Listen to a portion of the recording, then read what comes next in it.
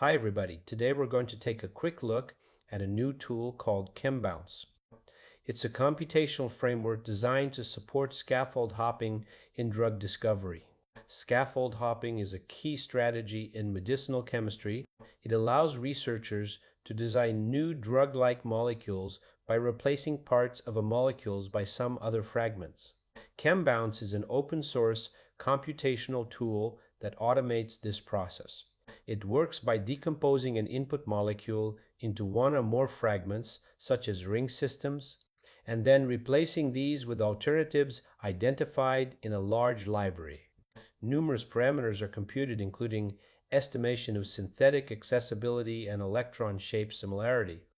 This way, ChemBounce can generate novel, diverse, and synthetically accessible molecules that could preserve pharmacological relevance. In drug discovery, many challenges limit progress: intellectual property restrictions, poor drug-like properties, or toxicity. By changing part of a compound, researchers can often bypass some of these problems. Famous drugs like bosutinib and nirmatrelvir were discovered in part using scaffold hopping principles. ChemBounce provides a systematic, large-scale way to do this efficiently.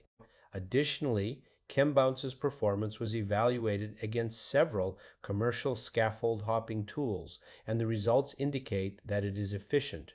Furthermore, ChemBounce was also tested on various short peptides and macrocycles. The workflow begins with an input molecule in SMILES format. ChemBounce fragments the molecule, then searches a large library of more than 3 million scaffolds or fragments derived from the ChemBL database. Then, these candidate chemical groups replace the original ones to generate new molecules when possible. The results are then filtered using Tanimoto similarity and electroshape similarity, ensuring that the new molecules still resemble the original in both structure and shape features. In addition, ChemBounce computes key properties, such as QED values and synthetic accessibility, helping researchers assess the overall drug-likeness and synthetic feasibility of the generated compounds. ChemBounce has several strengths.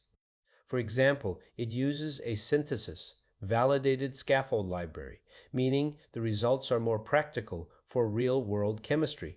It employs fingerprint-based and electron shape similarity, which takes into account not only molecular structure and shape, but also charge distribution, increasing the chance of maintaining biological activity. It is fast and it is fully open source and available on GitHub and Google Colab, making it accessible to both computational scientists and experimental chemists. ChemBounce can be run from the command line or using Google Colab. Users provide a molecule in SMILES format and adjust parameters like similarity thresholds. Advanced users can even supply their own scaffold libraries or protect key substructures from modification.